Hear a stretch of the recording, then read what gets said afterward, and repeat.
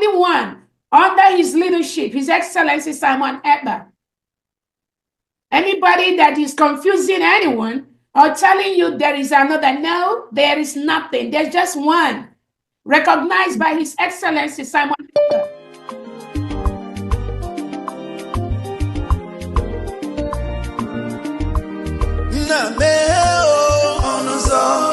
Biafra, Merani, Onuzo ke Biafra, na Merani, Onuzo ke Biafra, Merani, Onuzo ke Biafra.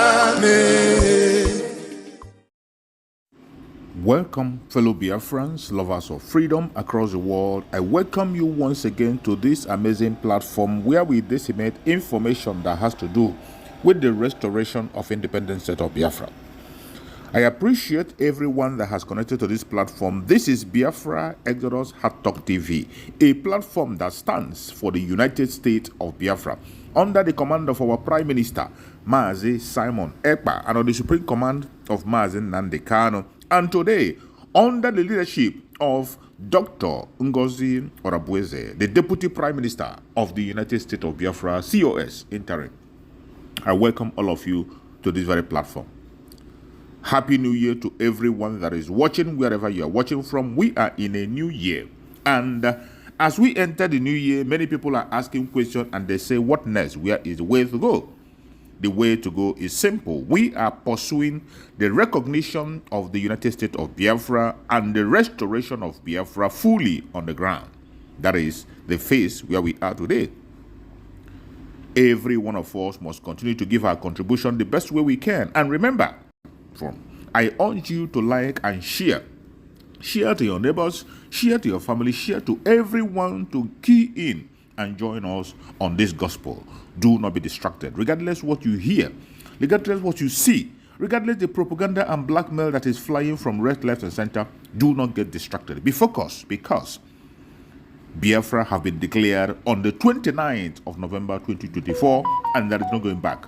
We are pursuing the recognition of Biafra. Now, Prof, let's get into the state of the nation. How do you assess the current administration in terms of delivery of promises made to the people, especially with the current rate of economic decline and poverty?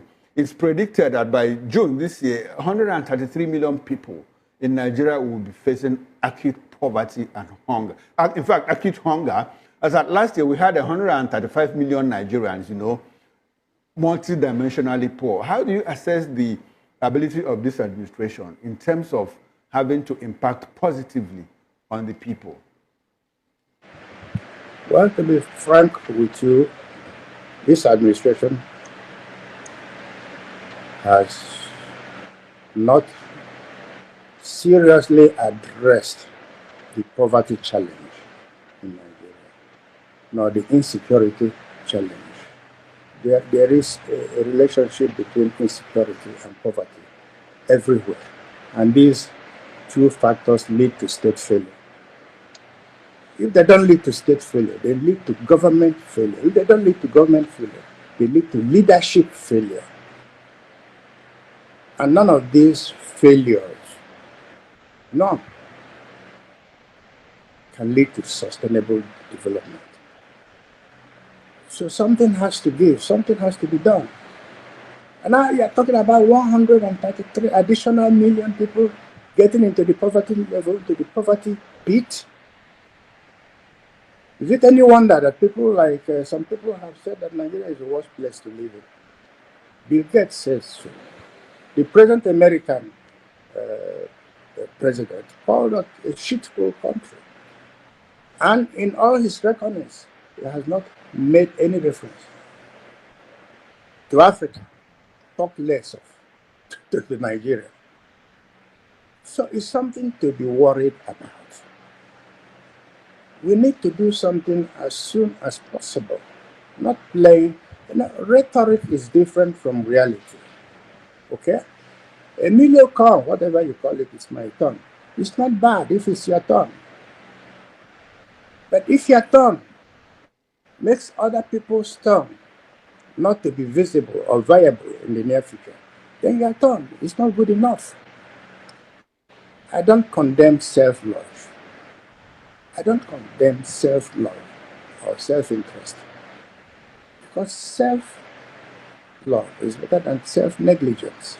And when you are loving yourself, you neglect part of yourself, which is part of the unity of Nigeria. Then you are not moving forward. You cannot move forward when you are neutral. No vehicle moves forward when it is neutral. Okay. You must drive, and when you drive, you must drive the whole vehicle. You don't drive a part of it. Okay, Prof, let's get into, let's localize this discussion. Now, Prof, what do you think is responsible for the spate of insecurity in the Southeast? And do you think that this government or previous governments have done enough to arrest the gradual descent of the Southeast into a place that is more like enveloped by insecurity of all forms, kidnapping, farmer-header clash, unknown gunmen, and all of that? What do you think is responsible? And do you think this government and previous ones have done enough to arrest it? Well, what is responsible is failure of leadership, and I've said that. Okay. And if you can't say that Nigeria has failed as a state, you cannot say that governments have succeeded either. Because if one part of your body is sick, it affects the other parts effectively. If you are blind, you cannot see totally well with that one eye. And an eye for an eye makes the whole world blind. That's part of the problem. We fought a war which they called civil, or which some of us call uncivil. A war that was fought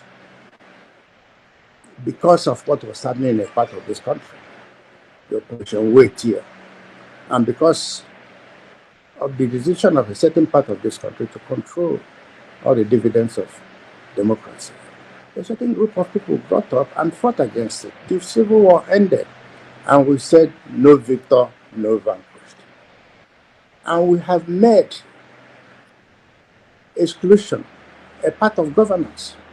Since then, since the end of that war, all the agreements in Aburi and the rest of them, and even leaving Aburi alone, all the agreements that came up, all the statements that came up by the leadership of this country, military leadership of this country, to rehabilitate the Southeast, none have been applied. We have a 5-state structure when others have 6, 7.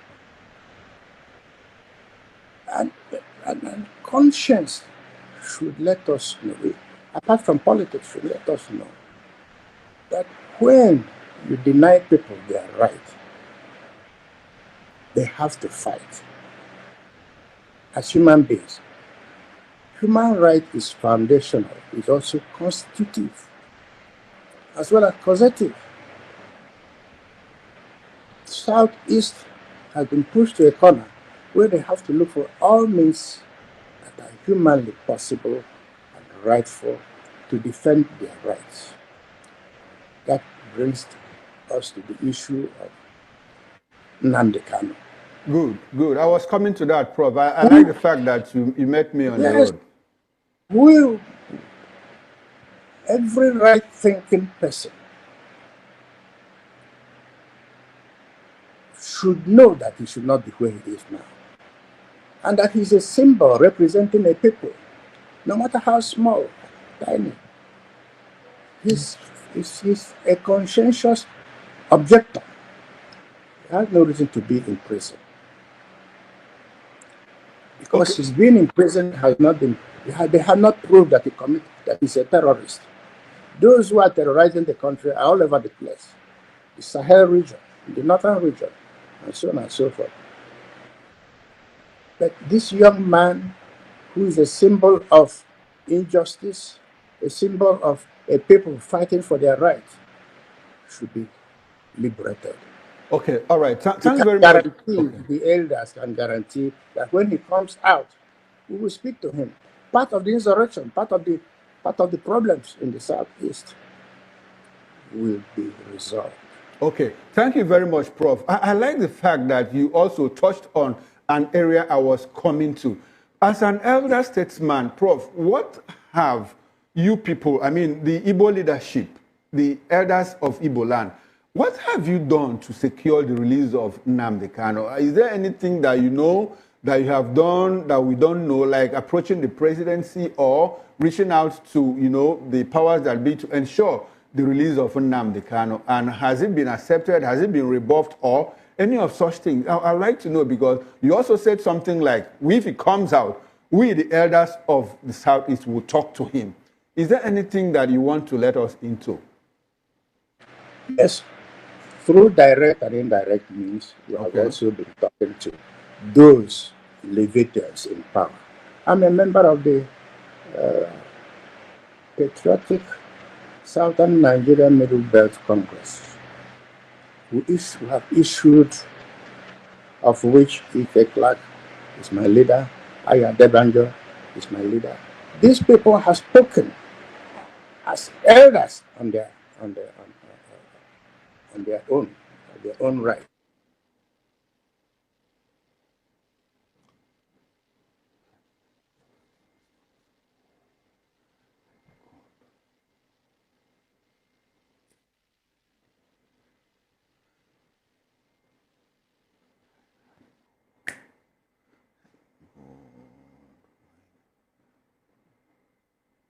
They don't want the Igbos to be part of this country. They should let us go.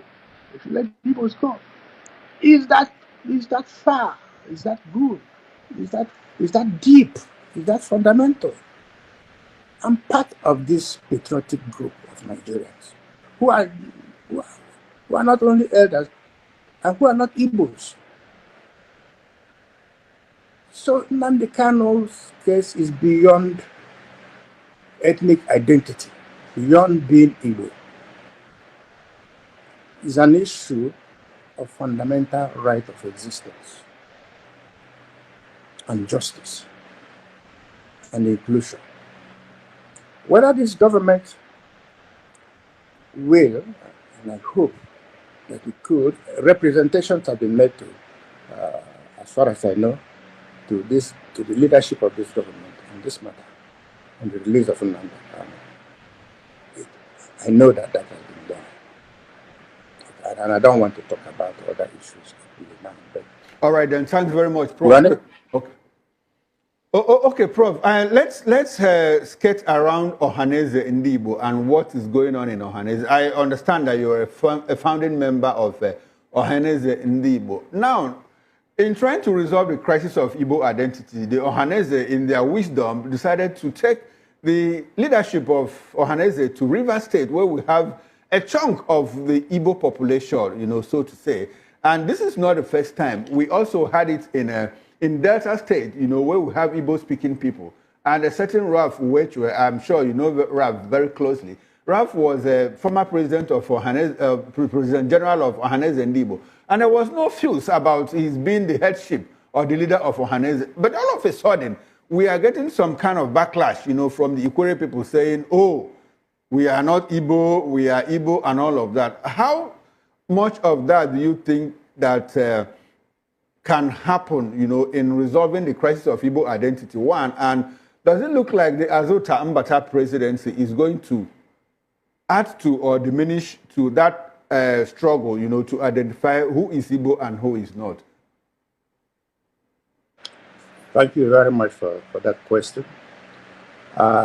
If you have followed the history of identity problems and marginalization, you will know that what is happening in the Rivers State or even among Igbos is nothing new. There was a time, because of injustice meted to the Jews, some Jews denied their Jewishness. There was a time in America, the blacks, I studied there and I taught there for a long time, moved from being Negroes to Black Americans to Afro-Americans and so on and so forth. They're all part of identity issue. There's nothing in a name, yet there's something in a name. So I'm not surprised of what is happening among transactional elements in Ikwere who may say they are not Igbos. And we don't have to go through DNA to know whether they are Igbos or not. Yeah, but yes, there is something in a name. Is Obibo not Igbo?